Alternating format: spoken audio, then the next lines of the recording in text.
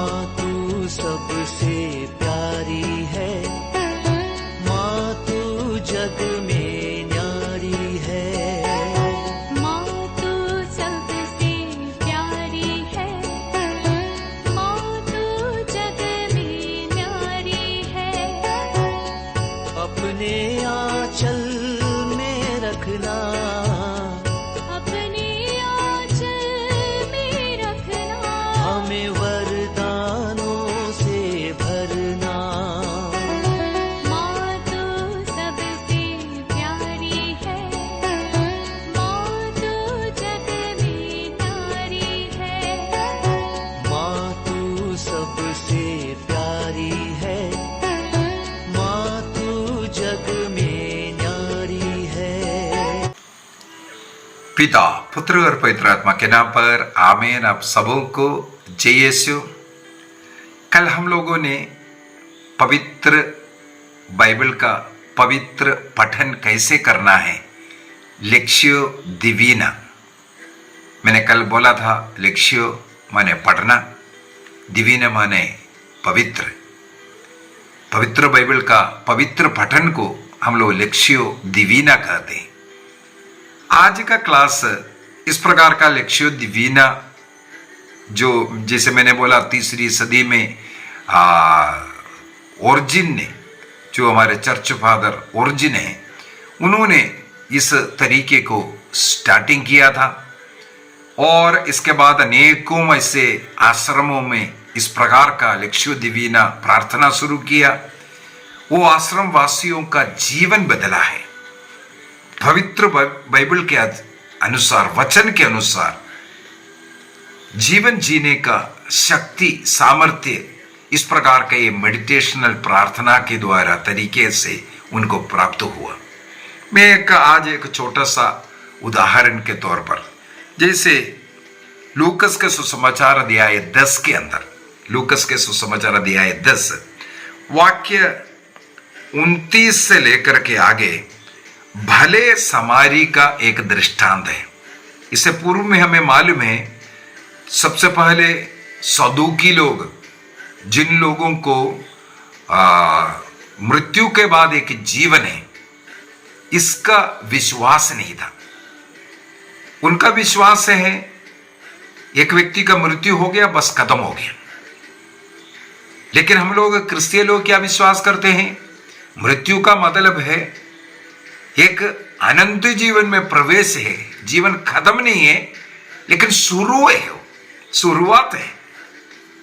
जब हमारा शरीर से आत्मा अलग हुआ, वो आत्मा जहां से आया, कहां से आया? ईश्वर से आया था। वो ईश्वर के पास लौट करके जा रहा है।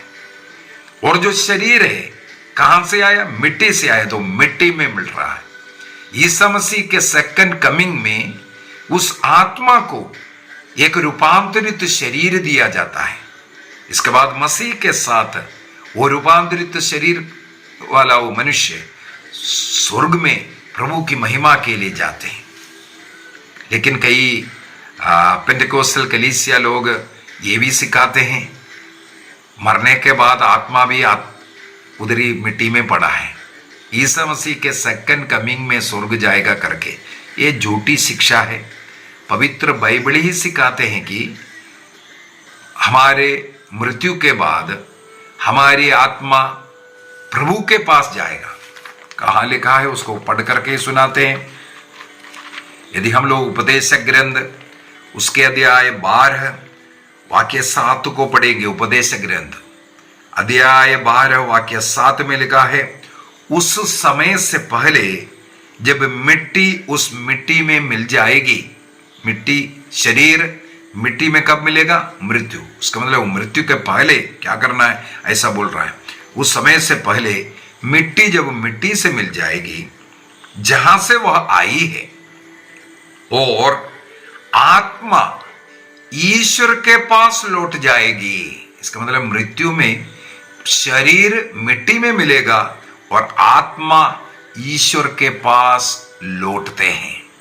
यहां बाइबल में उपदेश ग्रंथ अध्याय 12 वाक्य 7 में साफ साफ लिखा हुआ है, साफ साफ लिखा हुआ है। ईश्वर के पास लौट जाएगी जिसने उसे भेजा। वो आत्मा किसने दिया मनुष्यों को? ईश्वर ने दिया। तो वो आत्मा ईश्वर के पास लौट करके जाते हैं और वो आत्मा को एक शरीर तब मिलता है, रूपांतरित शरीर, जब ईसा मसीह के सेकंड कमिंग के समय पर उसको वो शरीर मिलता है। ये है क्रिस्तीय टीचिंग। पाषंडताएं बहुत चल रहा है, उसको छोड़ दिए। अभी हम लोग लूकस के सुसमाचार अध्याय 10 में फिर से चाहते हैं। सदूकी का विश्वास था मृत्यु के बाद बस जीवन खत्म हो गया। तब ईसा मसीह, क्योंकि अन्य लोग, फरीसी लोग, शास्त्रीय लोग सब विश्वास करते हैं पुनरुत्थान होता है, लेकिन पुनरुत्थान में सदूकी लोग विश्वास नहीं करते, इसलिए ईसा मसीह को फंसाते हैं। इसलिए एक सवाल किया, एक व्यक्ति शादी किया, कोई बच्चा होने के पहले पहले वो मर गया। तब मूसा के नियम के अनुसार उसका भाई अपने बड़े भाई जो मृतक भाई है उनके लिए उस पत्नी को, उस स्त्री को से विवाह कर बच्चा पैदा करने के लिए नियम है, मूसा ने नियम दिया हुआ है। तो दूसरे ने शादी किया लेकिन उसको भी कोई बच्चा नहीं हुआ, उससे पहले वो भी मर गया। इस प्रकार तीसरा, चौथा, पांचवा, छठवां और सातवां, सातों भाइयों ने शादी किया लेकिन कोई बच्चा भी नहीं हुआ था। ये सातों भाई मर गए, आखिर में वो स्त्री भी मर गई। अभी पूछ रहे, अभी पुनरुत्थान में ये स्त्री किसका पति होगा? क्योंकि इनका सातों से तो शादी हो गया। आप लोग बोल रहा है पुनरुत्थान है और मूसा के नियम में ये दिया हुआ है, भाई के लिए संतान उत्पन्न करने के लिए उस स्त्री से विवाह करना है, ये लिखा भी है। अब किसका पत्नी होगा? देखो, ईसा मसीह ने उसको एक अच्छा जवाब दिया। पुनरुत्थान में ना विवाह होता है, किसी का पत्नी या पति बन करके नहीं रहता, वो स्वर्गदूत जैसे रहता है। वहां कोई शादी नहीं है, वहां कोई अन्य जो सांसारिक चीजें नहीं होता है। स्वर्गदूतों का कार्य स्वर्गदूतों जैसे रह करके करता है। जब शास्त्री लोगों ने देखा ईसा मसीह ने सदूकियों को एक अच्छा जवाब दिया, तब शास्त्री लोग अगला सवाल पूछने लगे, सबसे बड़ी आज्ञा कौन सा है? तब ईसा मसीह उसके लिए भी जवाब, हाँ, इधर लूकस के सुसमाचार के अनुसार गुरुवर अनंत जीवन का अधिकारी होने के लिए मुझे क्या करना चाहिए, ये शास्त्री पूछे। यदि मार्कुस का सुसमाचार उसके अध्याय 12 को पढ़ेंगे, वाक्य 29 से लेकर के, वहां पर सबसे बड़ी आज्ञा क्या है करके यही उत्तर दे रहा है। इसलिए मेरे मन में वही आया। यहां पर लेके है ईसा मसीह का परीक्षा लेने के लिए पूछा, अनंत जीवन प्राप्त करने के लिए मुझे क्या करना चाहिए? तब ईसा ने उत्तर दिया, संहिता तो तुम पढ़ते रहते हैं, तुम शास्त्री हैं, उसमें क्या लिखा हुआ है? तुम उसमें से क्या पढ़ते हो? तब उसने उत्तर क्या दिया? अपने प्रभु ईश्वर को अपने सारे हृदय, अपनी सारी आत्मा, अपनी सारी शक्ति, अपनी सारी बुद्धि से प्यार करो और अपने पड़ोसी को अपने समान प्यार करो। तब ईसा ने कहा, तुम ठीक ही उत्तर दिया है, तुम यही क्या करो, यही करना, तुम ठीक उत्तर दिया है। तब अपने जो उस सवाल का, जो प्रश्न का सार्थकता दिखाने के लिए ईसा मसीह से अब अगला सवाल करते हैं, लेकिन मेरा पड़ोसी कौन है? सारे हृदय मन आत्मा से ईश्वर को तो प्यार कर सकता है, लेकिन यहां पर जो लिखा हुआ है पड़ोसी कौन है? क्योंकि लेवी ग्रंथ से ईसा मसीह ने उसको जोड़ा था। मार्कुस का सुसमाचार उसके अध्याय 12 पढ़ेंगे, वहां पर ईसा मसीह ही ये उत्तर देता हुआ है, यहां पर शास्त्री उत्तर दे रहा है। लेकिन शास्त्री अगला एक सवाल करते हैं, मेरा पड़ोसी क्या है? तब ईसा मसीह ने एक बहुत ही सुंदर दृष्टांत सुनाया, वो है भले समारी का दृष्टांत। हम से अनेकों लोग, सब लोग, क्या है, सब लोग इसको अच्छी तरह जानते हैं। ये भले समारी का दृष्टांत क्या है? मैं इसको, जैसे लक्ष्यो दिवीना वगैरह में हम लोग मेडिटेट करता है, उस समय पर मैंने बोला है एक सीधा अर्थ है, एक व्यक्ति यरूशलेम से यरीको आ रहा था। यरूशलेम से यरीको जाने वाला वो जो रास्ता है बहुत खतरनाक रास्ता है। वहां बहुत खून खराब होता है, लूटपाट होता है, ये सब लोग जानते हैं। आज भी वो उसमें फेमस जगह है। 2000 वर्षों बीत गया, अभी भी उस क्षेत्र को लूटपाट का जगह ही कहते हैं। और उस व्यक्ति आते वक्त कुछ लोगों ने, कुछ डाकुओं ने उसको पकड़ा, लूटा और आदमरा छोड़ करके गया। वो कहीं सड़क के किनारे पड़ा है। उस समय पर वहां से एक पुरोहित आते हैं। पुरोहित उसको देख करके उल्टा साइड से वो चला गया। कुछ समय के बाद एक लेवी और आता है। ये दोनों, इसका मतलब यरूशलेम की ओर जा रहा है, वहां ड्यूटी लगा हुआ है। क्योंकि लेवी लोग यरीको क्षेत्र में बहुत घर उनका होता था, पुरोहितों का, लेवियों का। क्योंकि यरूशलेम में इतना जगह नहीं था, हजारों पुरोहित लोग हैं, उनको इतना रहने के लिए वहां जगह नहीं था। इसलिए यरीको में आकर के कुछ लोग रहते थे, अधिकतर लोग वहां से जाया करता।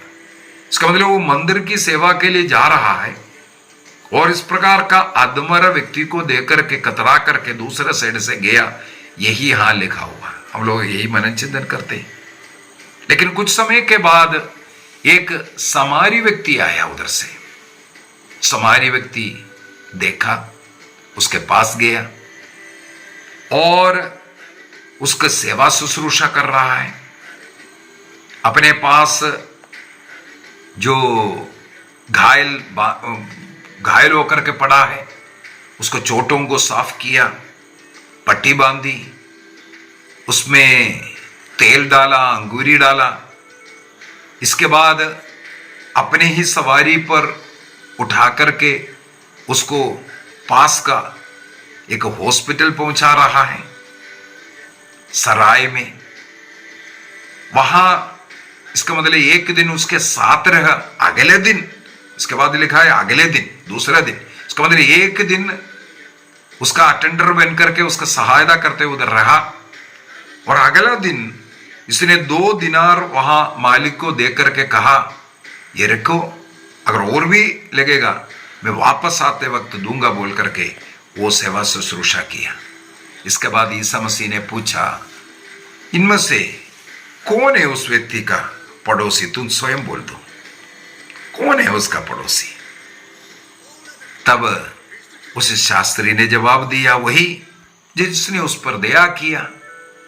तब ईसा मसीह कहते हैं, जाओ तुम भी ऐसा करो। तो ये कहानी अनेकों बार हमारे जीवन में हम लोगों ने सुन चुका है। जब हम इस प्रकार का लक्ष्य दिवीना प्रार्थना करते हैं, मेडिटेशन करते हैं, कंटेम्पलेशन करते हैं, तो एक एक व्यक्ति के ऊपर फिर से मनन चिंतन करता है हम लोग। क्या मैं उस व्यक्ति के समान है जो यरूशलेम से यरीको जा रहा था? उसका कोई नाम नहीं है, इसका मतलब कोई भी व्यक्ति वो हो सकता है। एक व्यक्ति ये लिखा हुआ है, एक व्यक्ति, एक मनुष्य है, उसमें आप भी हो सकता है, मैं भी हो सकता है। दूसरा सोचना, ये यरूशलेम से यरीको जा रहा था। यरूशलेम ऊंचा स्थान है, करीब वहां से यरीको के लिए करीब 3000 फुट कुछ नीचे आता है। 3000 है, 300 ऐसा कुछ है फुट नीचे, इसका मतलब ढलान है, नीचे की ओर आता है। और यरूशलेम से यरीको 21 किलोमीटर, यरीको सिटी वगैरह आते आते वो 22 किलोमीटर है। यरूशलेम से यरीको 21-22 किलोमीटर का दूरी है। ये अकेला आ रहा है। सबसे पहले इसको मालूम है कि वहां खतरा है उस रास्ते में, इसके बावजूद भी उसको लूटा है। इसका मतलब उसके पास धन है, हो सकता है यरूशलेम जाकर के बिजनेस कर करके वो पैसा कमा करके जा रहा था। अभी यरूशलेम का मतलब हो गया ईश्वर का नगर, ईश्वर का निवास। यरीको ईश्वर से दूर देश है, नीचे गिरना, स्वर्ग से नीचे आना। हमें मालूम है आदम और हेवा प्रभु के साथ परदीसा में रहता था, लेकिन उन्होंने जो पाप किया परदीसा से उन्हें निकाला गया, नीचे आ गया। इसी प्रकार का एक सवाल प्रभु भी कहते हैं। प्रकाशना ग्रंथ अध्याय 2 वाक्य 5 के अंदर हमें पढ़ने के लिए मिलता है। प्रकाशना ग्रंथ रेवलेशन चैप्टर 2 और 2 वर्स 5 में वहां पर प्रभु कहते हैं, इस पर तुम विचार करो कि तुम कितने ऊंचे स्थान से नीचे गिर गया है, नीचे आ गया। ऊंचे स्थान में था, स्वर्ग में था, परदीसा में था, वहां से तुम नीचे आ गए हो। पश्चाताप करो और पहले जैसा आचरण करना शुरू करो, लौटने का ये करो। इसका मतलब ईश्वर के पास से, वो ईश्वर से दूर जा रहा था, इसको पाप कहते हैं। इसका मतलब पापमय जीवन, जिसके जीवन प्रार्थना नहीं, भक्ति नहीं, बाइबल पढ़ना नहीं, चर्च नहीं जाना, ईश्वर के साथ संबंध तोड़ करके चलने वाला व्यक्ति, उसको यहां पर मनुष्य कहा है। ऊंचाई से नीचे गिरने वाला, प्रभु के नजर में वो सोना था, आज पत्थर बनकर के पड़ा हुआ है, टुकड़े हो गए। लेमेंटेशन चैप्टर 4 वर्स 1, शोक गीत अध्याय 4 वाक्य 1 में, तुम सोना सोना सोना था, आज ये सोना मलिन होकर के पत्थर जैसे नुकड़ों में कैसे पड़ा हुआ है। पहले सोने का कीमत था, आज तुम्हारा कीमत काली पत्थर का बन गया। ये मन चिंतन करना है। ऊंचे स्थान से नीचे स्थान की ओर, प्रभु के उपस्थिति से दूर जाने वाला व्यक्ति, पाप का जिंदगी जीने वाला व्यक्ति, उस व्यक्ति के विषय में लिखा हुआ है, उसको सैतान ने अधमरा छोड़ा है करके लिखा। प्रवक्ता ग्रंथ उसके अध्याय 21 वाक्य 2 और 3 में लिखा है, पाप के सामने से तुम्हें जैसे सांप के सामने से भागता है, उसी प्रकार दूर भागो करके। सांप के सामने से जैसे हम लोग दूर जाता है, उसी प्रकार पाप से, पाप के अवसरों से, ऐसे लोगों से दूर जाओ कर करके लिखा। यदि तुम पास आओगे, वो तुम्हें काटेगा। पाप तुम्हारे आत्मा को नष्ट करेगा। जैसे सिंह, उसका जो दांत है, पाप का दांत सिंह की दांत के समान है, आत्मा को नष्ट कर देगा बोलता है। इसका मतलब हमें आदमारा छोड़ेगा। शरीर में थोड़ा बहुत शक्ति है, जीवन है, लेकिन आत्मा नष्ट हुआ है। इसलिए प्रवक्ता ग्रंथ के अंदर लिखा है, सांप के सामने की तरह पाप से दूर भागो। यदि तुम पास आओगे, वो तुम्हें ढसेगा, काटेगा। उसका दांत सिंह की दांत के समान है, वो तुम्हारी आत्मा को नष्ट कर देगा। यही हालत इसका था। आदमरा छोड़ा, इसका मतलब आत्मा नष्ट हुआ, पाप का जिंदगी जी करके। इस प्रकार का मनुष्य की कहानी है। वहां से इसके बाद हम लोग देखते हैं दो व्यक्ति आते हैं। वहां पर वाक्य 31 में लिखा है, संयोग से एक याजक उसी जगह से आया। संयोग था, उसको वहां से आना नहीं था, बस आ गया। वो ड्यूटी पर जा रहा था, लेकिन उस आदमी को देख करके कतराया और चला गया। इसी प्रकार का मतलब अगला व्यक्ति भी संयोग से आया। वहां लेवी आया उस समय पर, इसे देखा, खतराया और चला गया। हमारे ही जीवन में भी ऐसे ही होगा। कोई नशे में पड़ा है, कोई पाप की जिंदगी जी रहा है, हमें क्या लेना देना है, उसको बर्बाद होने दो। कोई पाप में है, हम उसको सुधारने के लिए प्रयत्न नहीं कर रहा है, या ऐसे अधमरा व्यक्ति, जो जरूरतमंद व्यक्ति, हमारी मदद चाहने वाला व्यक्ति, उनसे हम दूर जाने वाला। कई घटनाएं ऐसा हुआ होगा। क्या हम भी पुरोहित के समान, लेवी के समान, वो अपना ड्यूटी समझते हैं, और लेवी का जो नियम के अनुसार या पुरोहितों का नियम के अनुसार यदि इस प्रकार का घायल व्यक्ति को स्पर्श भी कर देगा, वो एक दिन के लिए अशुद्ध हो जाएगा। इसलिए नियम के अनुसार कुछ लोग चलते हैं। नियम क्या बोलता है, ऐसा वैसा ऐसा बोल करके, उनमें करुणा नहीं है, दया नहीं है। केवल बाइबल को पढ़ करके जीने से नहीं, हमारे अंदर यदि ये दया नहीं है, गरीबों के प्रति, जरूरतमंदों के प्रति वो करुणा नहीं दिखाएगा, ये बाइबल पढ़ने से कोई मतलब नहीं है। इसका उदाहरण है ये जो पुरोहित और ये जो लेवी दिखा रहा है। उनको धर्म ग्रंथ मालूम है, नियम मालूम है और नियम के अनुसार वो ड्यूटी करने जा रहा है, लेकिन वो जिसको दया देने की जरूरत था, मदद की जरूरत था, वो उसके लिए पीछे हट गया, कतरा करके चला गया। मेरा कुछ नष्ट हो जाएगा, उसको देने से मेरा कुछ खाली हो जाएगा, या मेरा समय बर्बाद हो जाएगा, या मुझे नियम के अनुसार एक दिन के लिए अशुद्ध रहना पड़ेगा, मुझे ड्यूटी में लेट हो जाएगा। कुछ ना कुछ कारण बोल करके जिस जरूरतमंद है उसका हम मदद नहीं कर रहा है। इसके बाद हम लोग देखते हैं कि तीसरा व्यक्ति आ रहा है। वाक्य 33 में लिखा हुआ है, 33। इसके बाद वहां एक समारी यात्री आया। यहां पर यह नहीं लिखा है संयोग से आया है कर, इसका मतलब संयोग से ना आने वाला एक व्यक्ति है। ईश्वर के निर्णय के अनुसार, ईश्वर की इच्छा के अनुसार ऐसे अधमरा पड़े हुए को बचाने के लिए ईश्वर ने भेजा हुआ एक व्यक्ति वहां आया। वो संयोग से नहीं आया, ईश्वर की इच्छा के अनुसार आया हुआ व्यक्ति। इसलिए लिखा हुआ है इसके बाद वहां एक समारी यात्री आया। हमें मालूम है समारी का कौन है, ये है यहूदी व्यक्ति। ये जो घायल पड़ा है यहूदी व्यक्ति, उस यहूदी व्यक्ति को एक यहूदी पुरोहित और एक लेवी देखने के बाद कतरा करके चला गया, उसका मदद नहीं किया।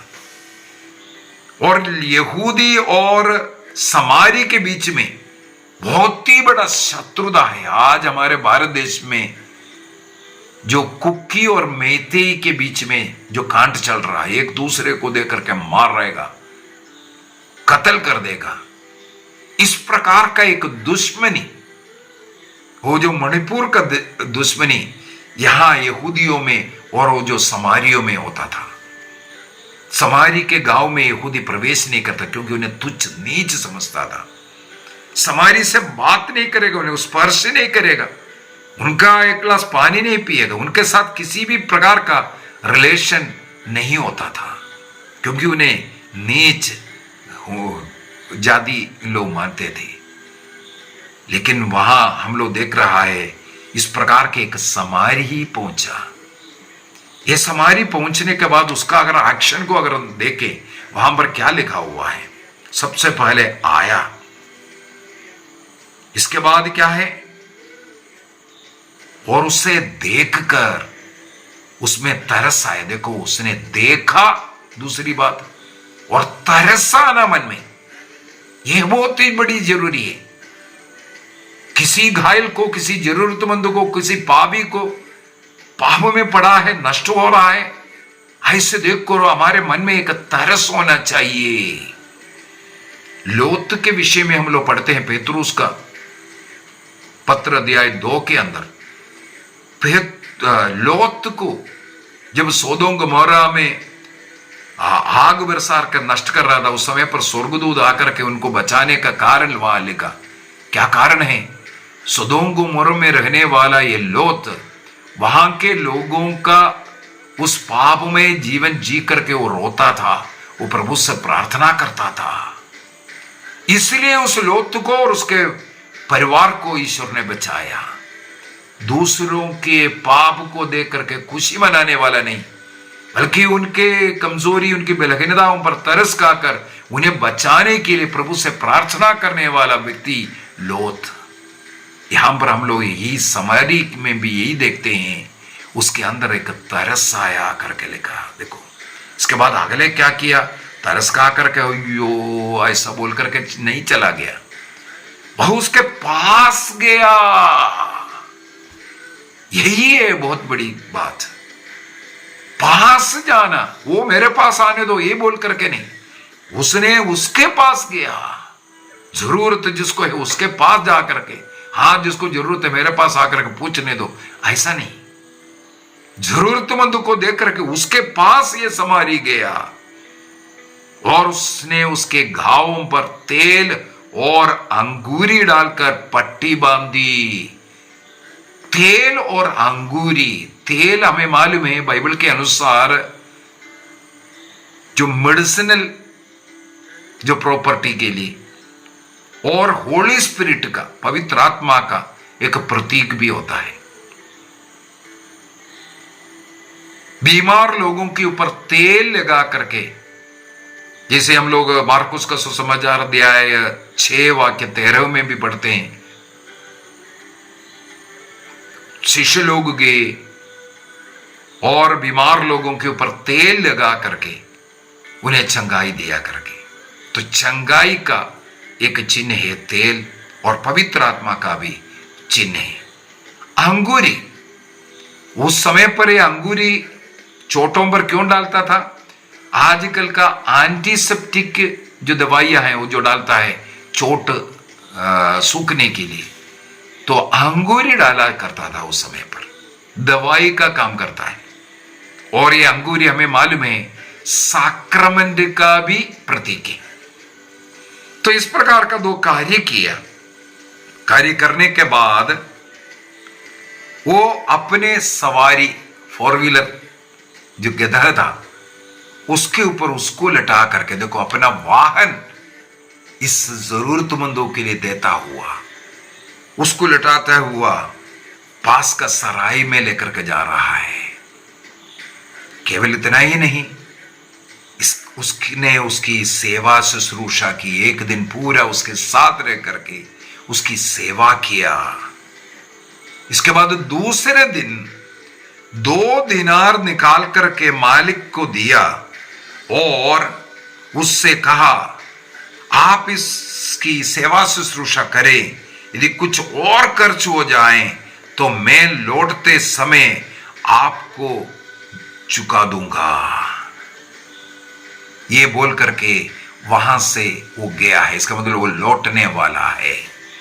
अभी यहां का सवाल है, ये समारी व्यक्ति कौन है? क्या आप समारी है ये सब करने वाला? ये समारी है। भला समारी का दृष्टांत प्रभु यीशु मसीह ने कह करके शास्त्रियों को क्या सिखाना चाहते थे? वहां पर ये समारी प्रभु यीशु मसीह स्वयं है। प्रभु यीशु मसीह स्वयं है। उस समारी का कार्य प्रभु यीशु मसीह ने स्वयं किया। हम पापी लोगों को बचाने के लिए, अधमरा पड़ा हुआ शैतान से बचा करके हमें अपने साथ लेकर के एक सराय में ले गया। अर्थात हमने जो संस्कार, जो चंगाई का, जो पाप क्षमा का बपतिस्मा के द्वारा हमने प्राप्त कर, मसीह ने हमें एक सराय में रखा है अभी, अर्थात कलीसिया में। कई लोग बोलते हैं ना, मैं किसी कलीसिया का नहीं, कोई इंस्टीट्यूशन का नहीं, लेकिन इस मसीहा कहते हैं प्रभु ने हमें बचा करके एक सराय में रखा है।